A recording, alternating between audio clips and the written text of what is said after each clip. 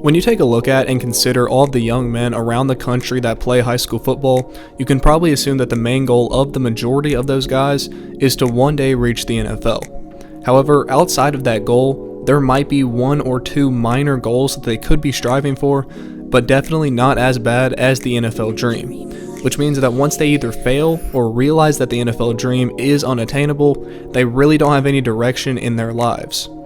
Now look, I'm not saying that it is bad to strive after reaching the NFL. If that is something you want, I believe that you should do everything in your power to reach that goal. But the chances of that happening are very small. More specifically, it is estimated that just 1 in every 1,282 high school football players will get drafted, which gives every athlete a whopping 0.008% chance that they will get drafted.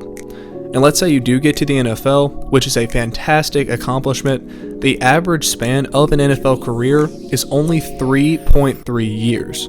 So looking at the numbers, a goal that most high school football players have that they dedicate their lives to will most likely not even happen. And even if it does, will only be enjoyed for a little over 3 years. And that amount of time is a very small portion of your entire life. With this in mind, it is important that athletes across the country realize that there is so much more to life than just football or any other sport, no matter how good you are at it or how much you love and enjoy the sport. Enter Myron Rolle. This is a perfect example of an athlete who did everything in his power to become the best football player that he could, but did not let his life be determined by how good of a football player he was. A man who was extremely gifted academically and athletically, but did not isolate just one of those strengths, but instead flourished in both of them. I want to bring his story to light for 2 reasons. One, he just has a super inspirational story that could apply to anyone watching this video. You will see the work ethic and determination he faces life with, and hopefully you will want that yourself as well. And 2, to target the athletes out there and help them realize that there is more to life than sports. You might not be good at or excel in much else, but I promise you there is something out there for you to strive for besides your athleticism. Again, this is not meant to get you to not work hard for athletic achievements, but rather to help you know that at that point, when you can no longer enjoy your sport, whether it be because you stop playing after high school or your NFL career ends, there will be a significant portion of your life remaining, and something else that you're passionate about will have to fill that athletic hole in your life that you had had for so long. So with that said, in this video we will be talking about the inspirational life and career of Myron Rolle. So let's get into it.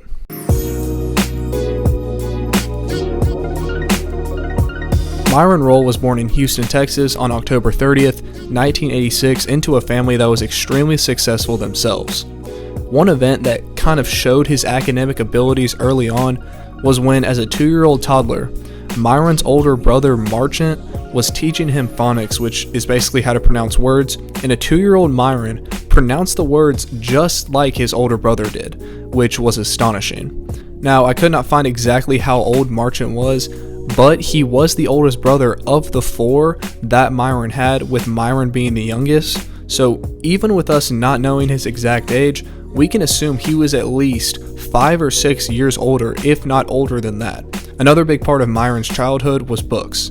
Specifically, one book that he mentions was one of the reasons he wanted to become a neurosurgeon in the future, which was Ben Carson's book, Gifted Hands. So as we can see, he was a very intellectual kid who had goals and dreams very early on, which gave him the most time to strive after these goals. Moving on to football, an NFL career ran in the family, as Myron had 3 cousins who all played in the NFL. The first cousin, Myron Rolle, played for the Tennessee Titans and Baltimore Ravens from 1998 to 2009. The second cousin, Antrell Rolle, was a 3-time Pro Bowler who played for the Cardinals, Giants, and Bears from 2005 to 2015. And the third cousin, Brian Rolle, had the shortest stint out of the 3, as he played for the Eagles from 2011 to 2012, and then an additional stint in the CFL from 2015 to 2016. So with these guys in Myron's family, they were great examples to look up to, and I feel like it would make his dream of one day reaching the NFL feel more obtainable because he saw 3 of his cousins accomplish that goal. For the first half of his high school career, he attended the Petty School in Hightstown, New Jersey, which is a boarding school. At that school, he did it all as he played football, played the saxophone, and was a singer. But for his senior year, he transferred to Hun School of Princeton and excelled in both the classroom and on the football field at that school. In the 2005 season, which was his senior year, at safety, he racked up 112 total tackles and 14 tackles for loss while maintaining a 4.0 GPA. Because of his athletic and academic performance that year, he received 83 scholarship offers out of high school. And at that time, Myron established 3 goals, which were to play in the NFL, become a neurosurgeon, and become a Rhodes Scholar, which is basically a super selective scholarship that allows you to study at Oxford University in England. These were 3 very aspirational goals, but Myron knew that he was capable of all 3 of these. Myron eventually decided to attend the University of Florida State, and when he arrived at Florida State, he did exactly what he did in high school, which was dominate on the field and in the classroom. His first season actually ended up being his best year when he racked up 77 total tackles, 5.5 tackles for loss, and 1 interception. That performance ended up making him a freshman first-team All-American, and he was the ACC Defensive Player of the Year as well. There are not many better ways to start off your college career, and with this season under his belt, it was clear Myron was heading in the right direction to make that dream of playing in the NFL a reality. The next year as a sophomore, he had a slight dip in overall performance, but was still very productive. He ended with 67 total tackles, 1.5 tackles for loss, 2 pass deflections, and a forced fumble. The team as a whole finished with a 7-6 overall record, which was the same record they finished with in the previous season, so Myron's time there was spent on a mediocre Florida State team, but they did have a better record in his last season as a junior in 2008. Now, 2008 was a very significant year in Myron's life for a couple of reasons. One reason was that it was Myron's last college football season, which meant it was the season NFL teams, scouts, and coaches were going to be looking at when deciding if they should invest in him. But the other reason that this year was significant was that it was the year he became a Rhodes Scholar. Like I mentioned before, the Rhodes Scholarship is a very, very selective scholarship that enables the student to study at the University of Oxford in England. And the fact that Myron even applied for this scholarship in the first place shows his incredible level of academic intelligence. Myron knew the opportunities that this scholarship could bring him, and if you remember, it was one of his major life goals, so he had been preparing for this for years. The interview took place in Birmingham, Alabama, and consisted of questions like how he could improve the nation's healthcare, and they even asked him for book recommendations. After the interview, Myron sat outside awaiting the committee's decision for 2 hours, bro. That had to be some of the most agonizing hours of this man's life, because I know that if I'm in this situation, I would be extremely nervous. Like, you've done everything you can, you've prepared for years and worked extremely hard to achieve this goal, and now it's just in the hands of the committee as to whether or not you will achieve it. Well, sure enough, after 2 hours, Myron heard his name called by the committee chairman, and he was officially a Rhodes Scholar. This is a fantastic achievement, and Myron was just extremely grateful for the opportunity. But he had little time to reminisce on this achievement because Florida State was actually set to play Maryland in Maryland that day, less than 3 hours from the conclusion of the whole Rhodes Scholarship interview process. Myron got to the game as fast as he could, and when he eventually got there, he checked into the game with just over a minute left in the first half, and when he did, the Florida State fans in attendance at that game gave the man a standing ovation as the news of his scholarship had already spread. To me, that is just really cool. I guess it shows that these fans were invested and cared about the lives of these football players and not just what they could do on the football field. The team went on to defeat Maryland 37-3, and it was just a good overall day for Myron and the Seminoles.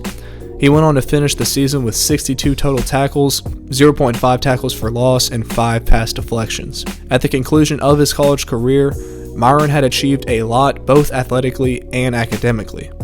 Because of this, he attained numerous awards and accolades, which were the Watkins Award, being named an Arthur Ashe Sports Scholar, the FWAA Second Team All-ACC, Associated Press Third Team All-American, COSIDA Academic All-American, and the Touchdown Club of Columbus Male Sportsman of the Year. Leaving college, he had already had a great resume, but keep in mind those 3 major life goals that he had only achieved one of those at this point in his life, so there was still much work to be done. Now, Myron left college after the 2008 season, but did not get drafted until 2010. Well, the reason for that was because of his Rhodes Scholarship. He asked if he could put off going to Oxford until a later date, but they declined. I'm not sure why, it's probably just a rule that they had, but they basically said it's now or never if you want to do this. As you'd assume, Myron did not work extremely hard for this goal to not go to Oxford, so he put off declaring for the draft and went to Oxford for a year, where he got his Master of Science in Medical Anthropology, which I'm sure helped him in his neurosurgical career later down the line. So now return to the US, Myron had the 2010 NFL drafts in his sights. He had stayed in shape in England and participated in the Senior Bowl and the Combine at Pro Day. In that 2010 draft, the Tennessee Titans selected him with the 207th overall pick, and with that, Myron had achieved 2 out of the 3 major life goals that he had set before he even went to Florida State. Although he was drafted into the NFL, he sadly never took the field in a regular season game. He spent his first year in Tennessee on the Titans practice squad, but that only lasted that year, and he ended up getting released in the 2011 season. In 2012, he signed with the Steelers and was a part of their practice squad for that whole season. Prior to that season, the Steelers released him, and that was the conclusion of Myron's time in the NFL. So although he never played in a regular season game and did not make a massive impact on the teams he was a part of, he was still a part of 2 professional football organizations, which in itself is a huge accomplishment. You also got to remember that Myron did not have the time and most likely the resources that these other top picks had because he was focused on his studies in Oxford. I'm not saying that he would have been amazing in the league if he had been given these things, but maybe his career in the NFL could have lasted a little bit longer. Regardless, Myron had now decided to go to medical school in pursuit of becoming a neurosurgeon. And bro, his career as a neurosurgeon was arguably more brutal than his career as an NFL player for one reason, which was COVID. His residency at Harvard Medical Center and Massachusetts General Hospital coincided with the pandemic, and as a neurosurgeon, you already have a super busy and packed schedule, but this pandemic had Myron working 24-hour shifts, and sometimes it would go over that because of paperwork. But even with that on his plate, he still managed to stay in shape by running stairs in the hospital, which means that we are talking about a man who did not sleep, operated on patients, and still managed to prioritize his physical health. Like, that is the definition of you have no excuse. Overall, Myron Rolle is an extremely gifted human, both academically and athletically. He put not one, but both of these gifts on display at the highest level and did it with as much humility as you could expect from a guy with that much success. This kind of person is so rare to see because one, it was not only someone who possessed these gifts at the highest level, but also further developed those gifts and achieved a career out of all of them. Most people commit their entire lives to reaching just one of the careers that Myron had and are looked at as someone in the top percentile of humans from a success standpoint. And I'm not trying to take anything away from someone who is pursuing a career in the NFL or as a neurosurgeon, but I say that to help y'all understand how impressive it is that Myron was able to pull off the life and career that he has so far. There are so many lessons we can take away from Myron's story, but as I've already talked about, I think that his career should stand out to athletes more than anyone to help y'all realize that there is more to life than the sport you play, no matter how much time you've given to that sport.